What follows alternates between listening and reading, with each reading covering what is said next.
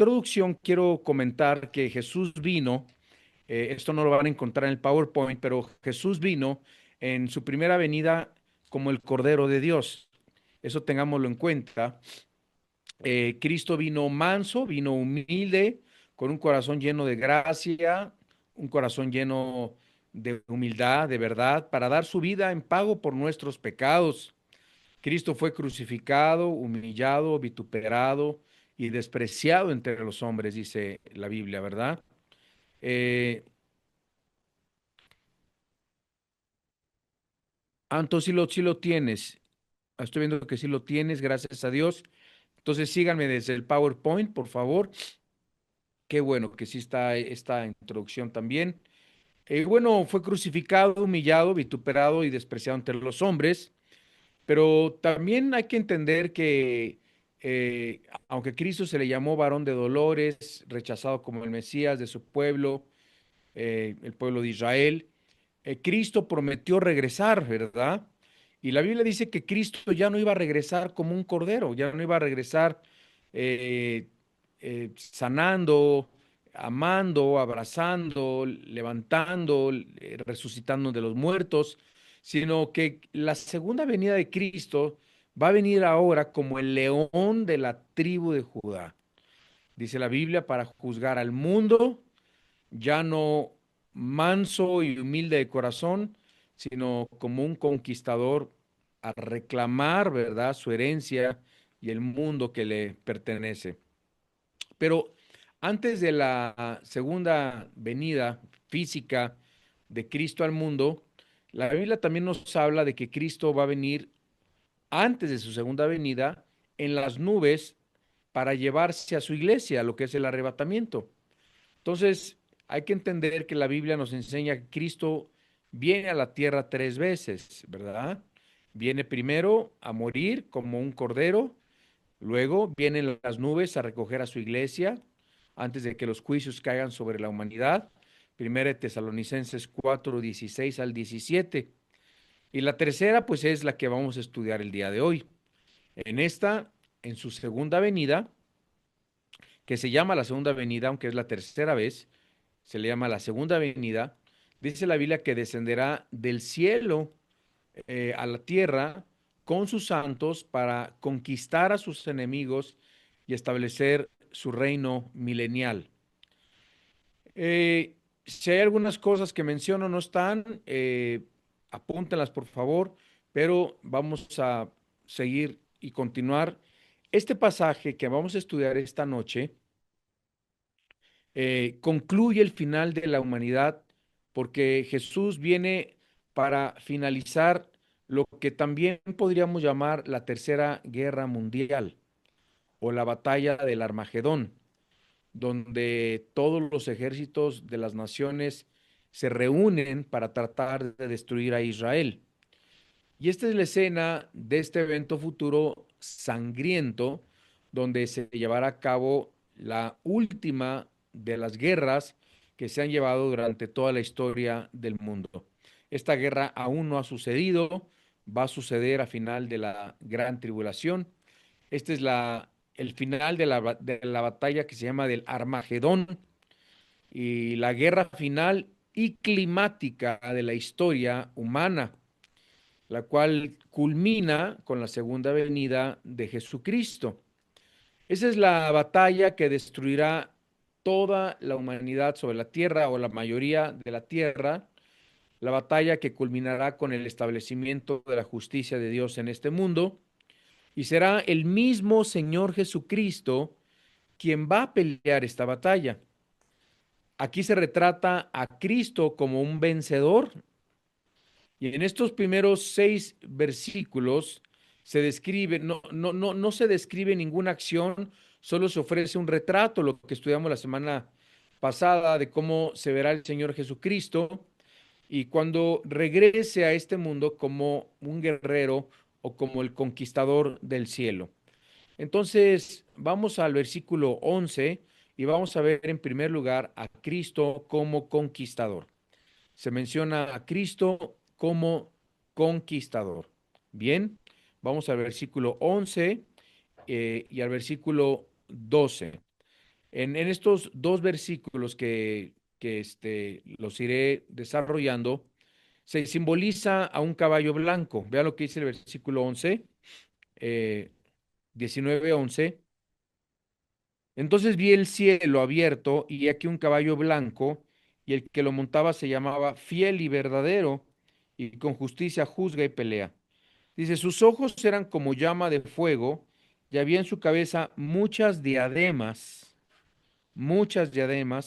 y tenía un nombre escrito que ninguno conocía sino él mismo. Bien, entonces estamos aquí viendo el caballo blanco, y el caballo blanco simbolizaba en los tiempos antiguos, en los romanos.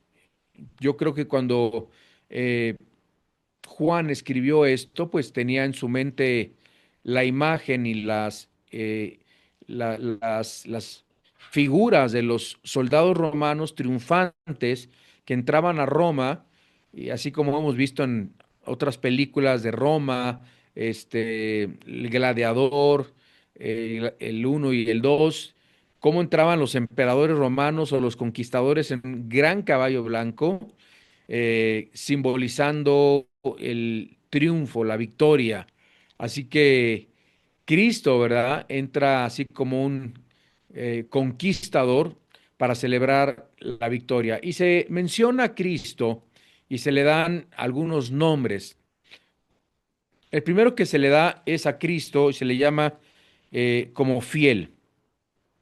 Dice, y el que lo montaba se llamaba fiel. Esto lo vemos en el versículo 11. Fiel. Esta palabra fiel es la palabra griega pistos.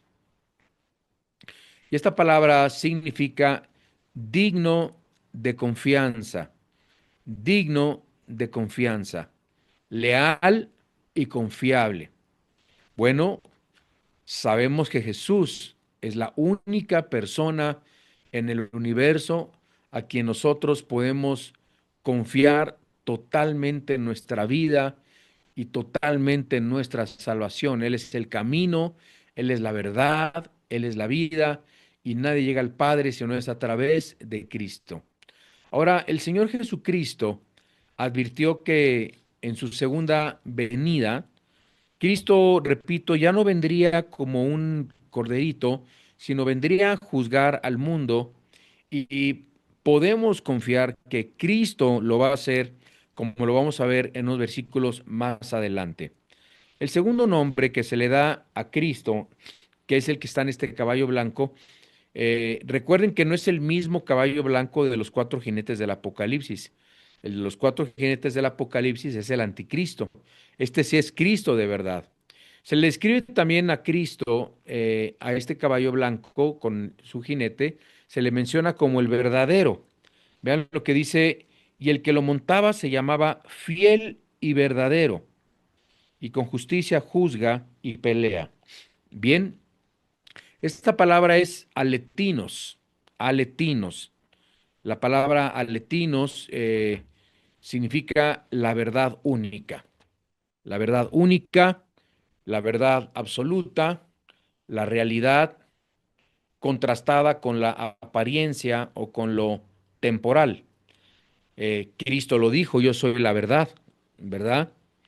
Eh, Cuando estaba con Pilato, le dio a entender y le dijo que él era la verdad. Cuando Jesús dijo que él era la verdad, ¿qué significa esto? Bíblicamente significa que todo lo demás a nuestro alrededor es ilusorio, es vano, es transitorio y es temporal. Cristo es la única realidad que existe verdaderamente, y no hay otra verdad más que Jesús. Todos son eh, cosas cambiantes, temporales. Cristo es la verdad del universo, Cristo es la salvación del mundo, del ser humano, el único que murió, que resucitó, y significa la verdadera y única verdad, que es también todo lo que es opuesto a lo que es falso, ¿verdad? Y es por esta razón que nos dice la Biblia que Dios juzgará, Jesús juzgará en su segunda venida al mundo con justicia. Abramos nuestra Biblia, por favor, en Romanos capítulo 2. Romanos capítulo 2. En el versículo 2 al versículo 5, por favor. Romanos 2, del 2 al 5. Y vemos de este juicio, dice, mas sabemos que el juicio de Dios contra los que practican tales cosas es según verdad. Y piensas esto, oh hombre, tú que juzgas a los que tal hacen y hace lo mismo, que tú escaparás del juicio de Dios, o menospreciáis las riquezas de su benignidad, paciencia y longanimidad, ignorando que su benignidad te guía al arrepentimiento, pero por tu dureza y por tu corazón no arrepentido, atesoras para ti mismo ira. ¿Para qué día? Para el día de la ira y de la revelación del justo juicio de Dios. Ahora vamos a Apocalipsis capítulo 2, en el versículo 12, perdón, Apocalipsis 20, 12. La Biblia dice de este juicio, ¿y cómo es? Dice, y vi a los muertos, o sea, ya resucitados, ¿verdad? Dice Juan, grandes y pequeños. ¿Cómo estaban todos? Todos los que murieron sin Cristo. Ahí está hablando de todos los que murieron sin Cristo. Dice, fueron los grandes y los pequeños, los jóvenes, los jovencitos, los ancianos, los grandes. Dice, ante Dios, los libros fueron abiertos y otro libro fue abierto, el cual es el libro de la vida, y fueron juzgados los muertos por las cosas que estaban escritas en los libros según sus obras.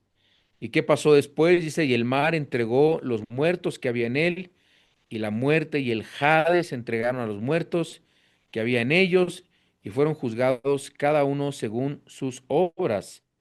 Y la muerte y el Hades fueron lanzados al lago de fuego, y esta es la muerte segunda. Y el que no se halló inscrito en el libro de la vida, fue lanzado al lago de fuego. Va a ser un día terrible, un juicio horrible. Yo no creo que quizás muchos de ustedes alguna vez hayan pasado algún juicio o han estado en la cárcel, pero me imagino que ha de ser una cosa muy fea, sabiendo que el juez es justo y te va a juzgar si hiciste algo muy malo y estás esperando la sentencia de ese juicio y ya no hay nadie que te defienda, estás delante del juez y aquí están, dice la Biblia, los muertos sin Cristo, que son resucitados, los grandes y los pequeños ante Dios y fueron abiertos los libros. Son dos libros, el libro de las obras, ¿verdad? El libro de la vida, se mencionan varios libros en la Biblia, ¿verdad? Sobre todo en estos tiempos finales. Y dice la Biblia, los que no vivieron de acuerdo al libro, ¿verdad? De acuerdo a la gracia de Cristo, la salvación en Cristo Jesús, dice la Biblia, fueron, el Hades entregó a los suyos. O sea, significa que todos los que están ahorita, en este momento, ahorita que estoy hablando, en el infierno, en el Hades, en ese día del juicio, van a salir del Hades, van a salir todos del infierno y van a estar delante de Dios y ya no van a regresar al infierno. Se van a leer los libros y después de leerse los libros de cada uno de los que van a ser juzgados, imagínense, van a ser miles de millones, son lanzados a otro lugar que ya no es el Hades, se llama ahora el, el, este, el lago, ¿verdad? Eh, aquí lo menciona, dice la palabra de Dios, el lago de fuego. ¿Por qué le dice el lago? Porque pues es un lugar muy, muy grande, un lugar oscuro, un lugar de fuego. Yo me imagino que es como tipo lava, lava volcánica, donde está por todos lados y la gente sufrirá eterna perdición. El tercer nombre que se le da a Jesucristo, regresamos allá a nuestro PowerPoint, es un nombre misterioso. Vamos a Apocalipsis capítulo 19, versículo 11, y nos dice la Biblia, 12, perdón, sus ojos eran como llama de fuego. Dice, y había en su cabeza muchas diademas, y tenía un nombre escrito que ninguno conocía, sino él mismo. Entonces vemos aquí un nombre misterioso. No estén esperando que les diga el nombre misterioso porque, oh sorpresa, la Biblia no lo revela, pero Cristo tiene un nombre que aún no se ha revelado ante el mundo y que no se menciona aún en la Biblia. Y esto lo conoceremos cuando nosotros lo veamos o descendamos con él, conoceremos este nuevo nombre misterioso. La Biblia sí nos revela que sus ojos son como llama de fuego. Y recuerden Apocalipsis 1:14, si vamos a Apocalipsis 1:14, podemos ver también la misma imagen de Jesucristo. Eh, Apocalipsis 1:14 nos dice, su cabeza y sus cabellos eran blancos como la blanca lana, como nieve, y sus ojos como llama de fuego. No sé si se acuerden, pero lo que habíamos estudiado en Apocalipsis 1:14 y nos vuelve a decir que Cristo tiene los ojos como llama de fuego, está hablando de la penetración tan profunda del poder de Dios que conoce con su vista, nos penetra, conoce nuestra alma, las intenciones de nuestro corazón, conoce nuestros pensamientos. Jesús es omnisciente, todo lo conoce, todo lo sabe. No hay nada que se pueda esconder de su conocimiento. Vamos a estar desnudos delante de Dios. No va a haber nada que le podamos ocultar. Dios con su mirada, Jesucristo, es como una llama de fuego, ¿verdad? Vamos a leer la Biblia en Apocalipsis 2:2. Apocalipsis 2:2. Vamos a ver cómo dice, habla de Cristo. Dice, yo conozco tus obras y tu arduo trabajo y paciencia. Vean cómo dice, yo conozco. O sea, Jesucristo conoce cada mala y buena obra que nosotros hacemos.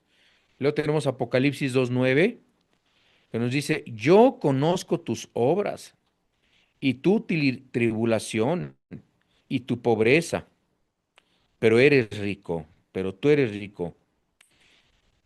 Aquí vemos otra vez que el Señor conoce absolutamente todas nuestras obras, sean buenas, sean malas, y dice también la Biblia que Él conoce nuestra tribulación. Él sabe cuando estás sufriendo, el Señor sabe cuando estás padeciendo un desierto, cuando estás viviendo una prueba, el Señor sabe todo.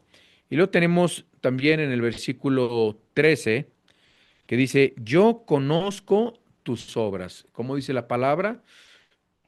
Yo conozco tus obras, dice la Biblia, y dónde moras y dónde está el trono de Satanás. El Señor no solamente sabe nuestras obras, nuestras tribulaciones, dónde moramos, hacia dónde nos dirigimos, de dónde venimos. El Señor lo sabe absolutamente todo. Y luego aquí en la ilustración nos dice, sus muchas diademas. Esto lo vemos en el versículo 12. Se menciona, ¿verdad?, que en la cabeza de Cristo había muchas diademas. Ahora, las diademas representan las coronas reales de los reyes de la tierra. Y las diademas representan el poder, la autoridad sobre todos los reinos del universo. Entonces, aquí nos está hablando que el Señor Jesús es la autoridad sobre todos los reinos, sobre todos los reyes, sobre todos los magistrados, sobre todos los jueces, sobre todos los que están en eminencia, sobre todos los poderosos. El Señor Jesucristo está arriba de todos ellos, ¿verdad? La Biblia nos habla del poder absoluto que tendrá el Señor, que lo sigue teniendo y lo tendrá siempre, nunca lo ha dejado de tener, pero ahora viene para ejercer su poder, su dominio sobre todas las naciones. Y luego dice, tenía un nombre escrito que ninguno conocía sino él mismo, ¿verdad? Ya les dije que la Biblia no lo revela, ¿verdad? Y lo sabremos en ese día. Así que podemos especular muchísimas cosas, pero la Biblia no nos dice cuál es el nombre de nuestro amado Señor Jesucristo, el nuevo nombre.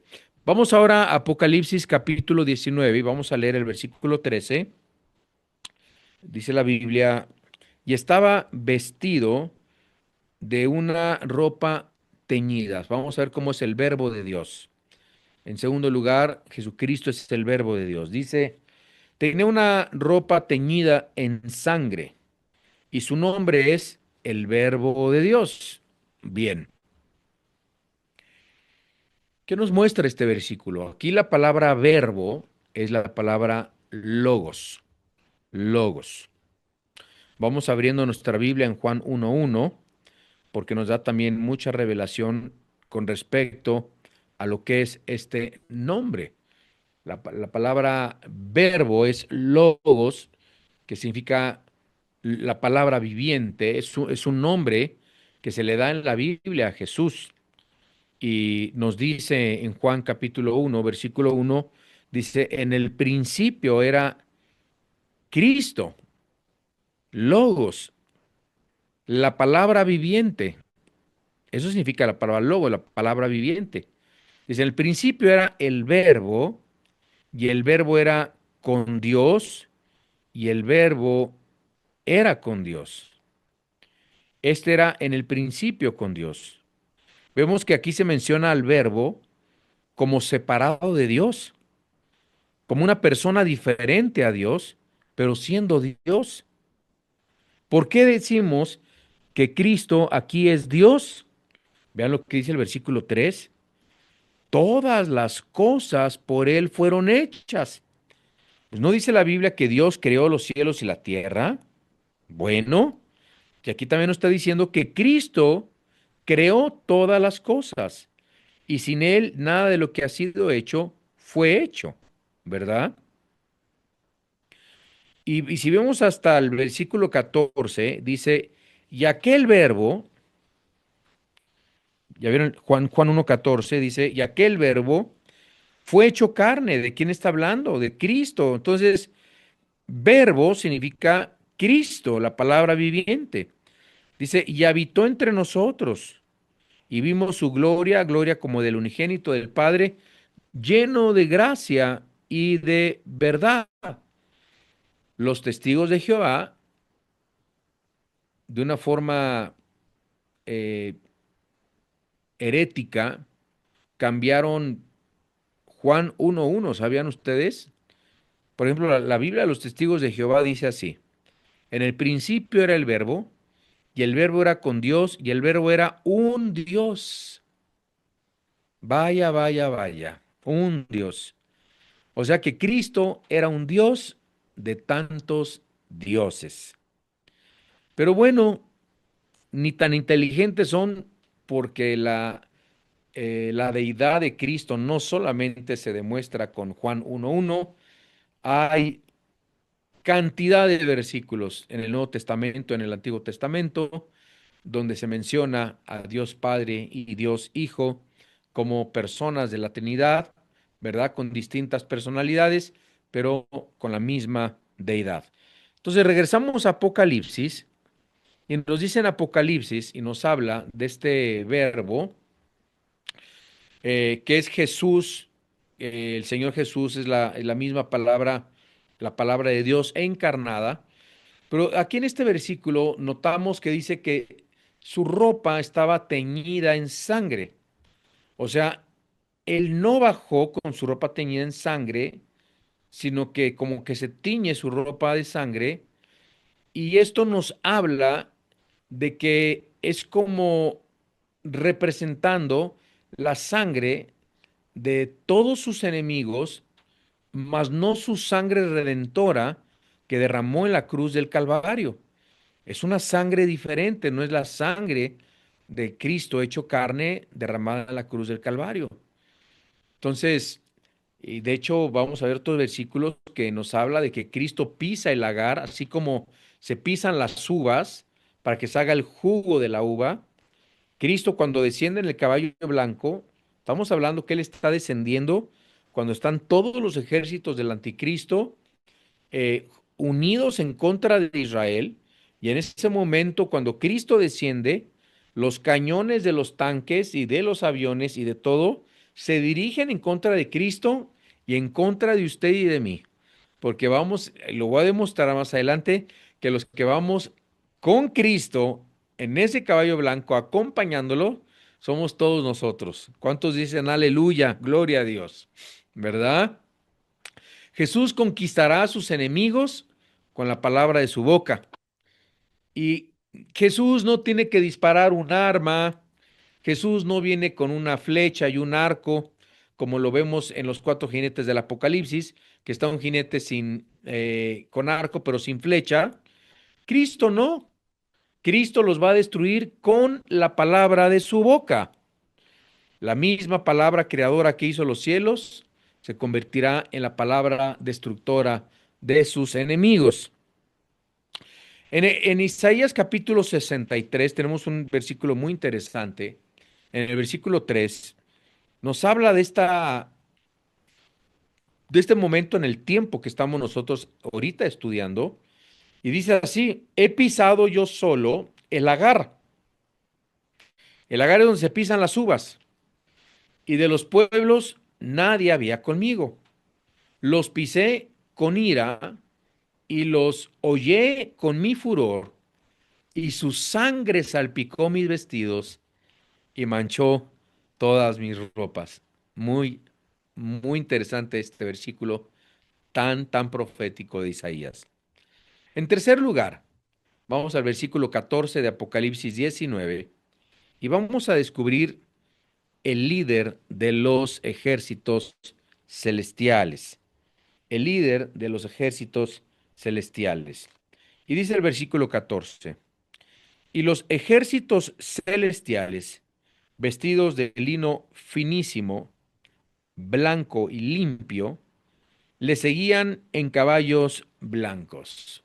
Bien, aquí el Señor Jesús nos dice que será el líder de todos los guerreros celestiales. ¿Quiénes son los guerreros celestiales? Esa es una buena pregunta.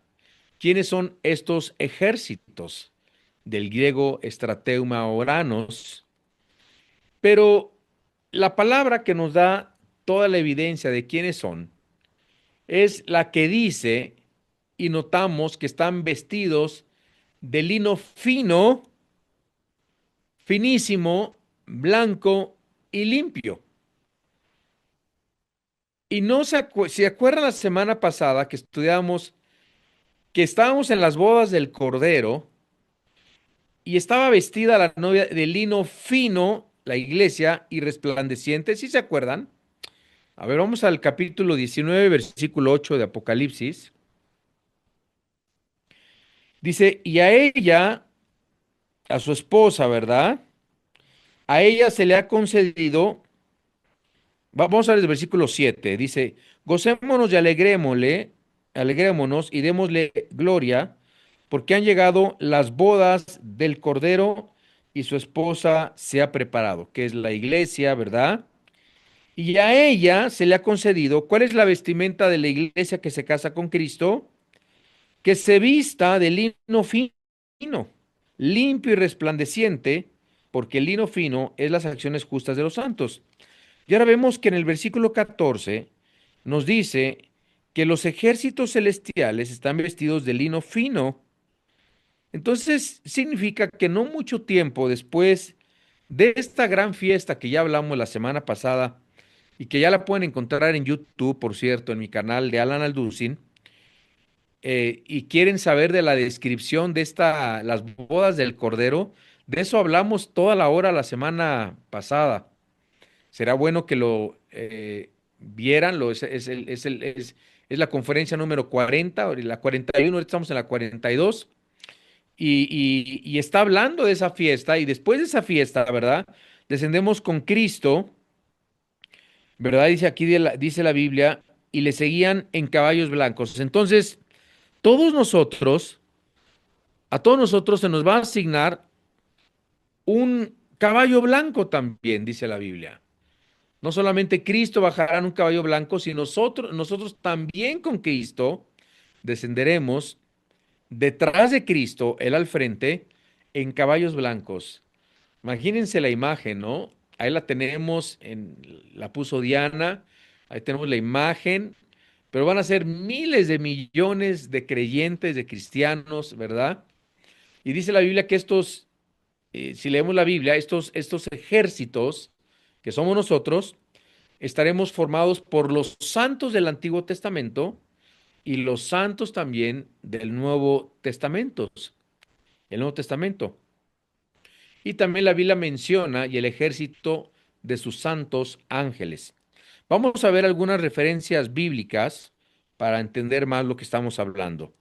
Abramos nuestra Biblia en Zacarías, en el capítulo 14, versículo 5. Zacarías 14, 5.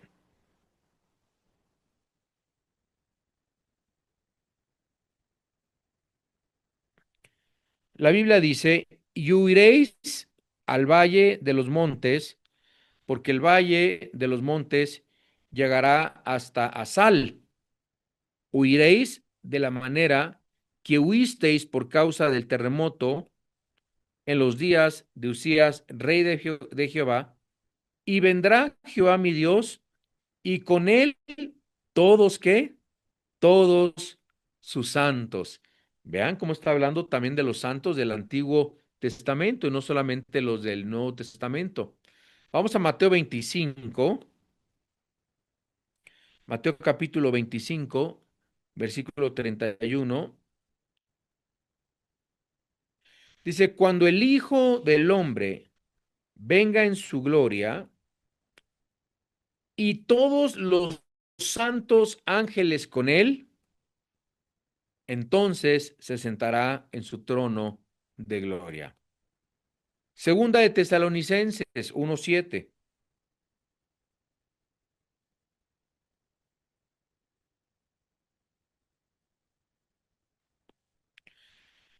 Y a vosotros que sois atribulados, daros reposo con nosotros cuando se manifieste el Señor Jesús desde el cielo con los ángeles de su poder. Más adelante nos dice todo lo que va a pasar, ¿verdad? Después de eso. Y Judas, versículo 14 y 15. Judas no tiene más que un capítulo. Dice, de estos también profetizó Enoc, séptimo desde Adán, diciendo, he aquí, vino el Señor con sus santas decenas de millares, decenas de millares. Y aquí ya vamos al punto número 5, al número 5, y vamos a Cristo como el conquistador y el gobernador de las naciones. Bien, vamos al versículo 15 y al versículo 16. ¿Qué dice la Biblia? Dice, y de su boca sale una espada aguda para herir con ella a las naciones, y él las regirá con vara de hierro, y él pisa el lagar del vino del furor y de la ira del Dios Todopoderoso. Y en su vestidura y en su muslo tiene escrito este nombre: Rey de Reyes y Señor de Señores. Bueno, aquí notamos que la Biblia nos dice y nos habla de una espada. ¿Ya vieron? Una espada. Una espada aguda dice que sale de su boca. Bueno, recuerden que al principio les dije que el Señor, con el poder de las palabras de su boca, destruiría todos los ejércitos del anticristo, que van a ser cientos de millones de ejércitos reunidos en el valle del Armagedón, en el valle de Josafat, ¿verdad? Y esto representa, siempre que se habla de las palabras del Señor, se menciona como una espada de dos filos, una espada aguda, la cual representa el poder de la palabra de Dios. Oh, amados, es tan poderosa la palabra de Dios que cuando nosotros la predicamos, la compartimos, no nos damos cuenta del poder que se está desatando literalmente en la esfera espiritual invisible que nadie ve. Este domingo tuve la oportunidad de predicar a más de 3,000 personas en la iglesia en la Ciudad de México y me pidieron que diera un mensaje evangelístico. Eh, Muchos no lo saben porque casi no lo practico, pero el don que a mí me dio Dios es el don de evangelista. Más que de pastor, más que de cualquier otro, mi don más fuerte es el de evangelista. He usado el don de la enseñanza, de la palabra de Dios durante muchos años, 35 años, porque soy pastor, pero mi don más fuerte es evangelista y hace mucho no daba mensajes evangelísticos, aunque siempre hacemos el llamado para recibir a Cristo. Pero al yo compartirles el Evangelio de Cristo el domingo pasado, después de compartir la palabra de Dios, el Evangelio, las buenas nuevas, eh, miren que entre las dos conferencias que yo di, evangelísticas, más de 100 personas, más de 100 personas vinieron a los pies de Jesucristo. 130 y tantas personas vinieron a los pies de Jesucristo. Es impresionante. Yo comencé a llorar porque hace mucho no hacía eso, no daba un mensaje evangelístico, este, donde me refiero que solo la pura enseñanza todo el tiempo es a inconversos, ¿verdad? Y, y, y verlos pasar adelante, los pasé adelante a recibir a Cristo. Cuando la palabra de Dios convence, cuando la palabra de Dios toca, cuando la palabra de Dios penetra los corazones, te das cuenta del poder que sale de la espada del poder de la boca del Señor. Eh, Representa la palabra de Dios, la espada del Espíritu. Y recuerden que fue también con sus palabras que Cristo venció a Satanás en el desierto, en el capítulo 4 de Mateo.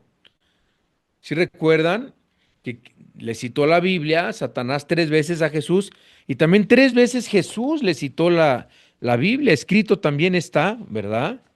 Y a través de la palabra deshizo las maquinaciones de Satanás, las tentaciones del maligno en contra de su vida. En Efesios 6:17 nos dice la Biblia, y tomad el yelmo de la salvación y la espada del Espíritu, y nos dice qué es la espada del Espíritu, dice que es la palabra de Dios, aleluya, ¿verdad? Y luego también podemos leer nosotros en Hebreos capítulo 4, en el versículo 12, Hebreos 4:12, dice, porque la palabra de Dios es viva y eficaz y más cortante que toda espada de dos filos y penetra hasta partir el alma y el espíritu y las coyunturas y los tuétanos y discierne los pensamientos y las intenciones del corazón, ¿verdad?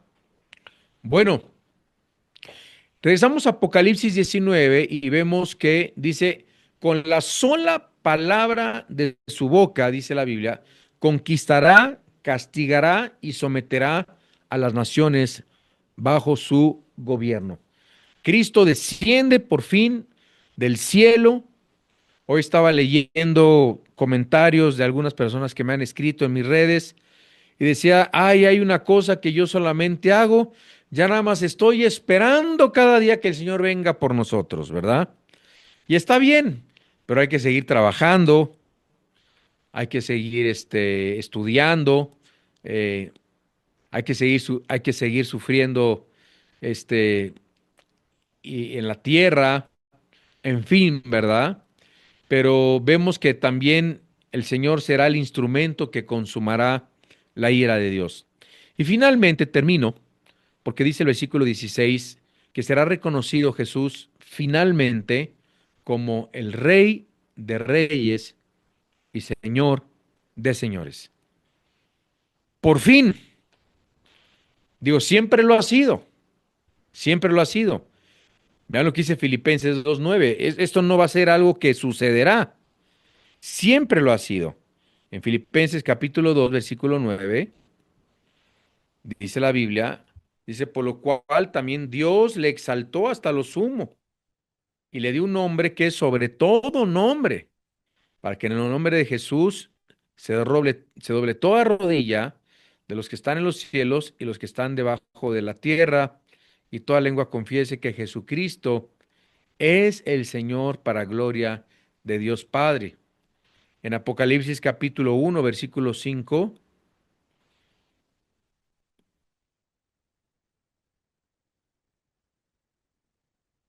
dice, y de Jesucristo, el testigo fiel, el primogénito de los muertos y el soberano de los reyes de la tierra, al que nos amó y nos lavó de nuestros pecados con su sangre.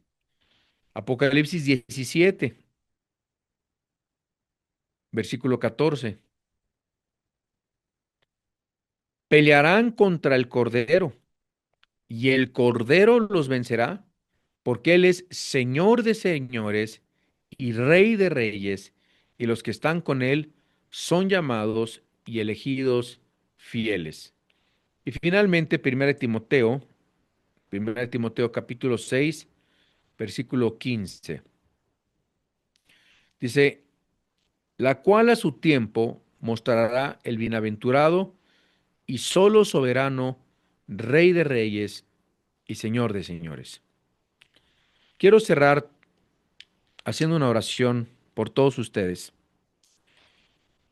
Quisiera que me acompañen si cierran sus ojos, porque hay muchos de ustedes que no han venido al Señor, no han conocido a Cristo, no lo han hecho el Señor y el Rey de sus vidas. Yo te invito a que hoy creas en Él y le des tu corazón y tu vida al Señor. Y que le digas, yo quiero que a partir de hoy seas mi Rey y mi Señor. Que la Biblia dice que descenderemos con el Señor si estamos en Cristo. En eso